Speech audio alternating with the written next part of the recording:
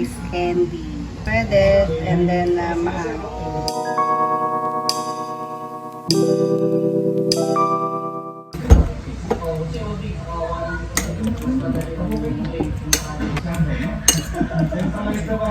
tastier.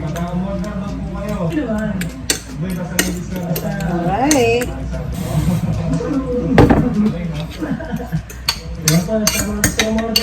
Yan.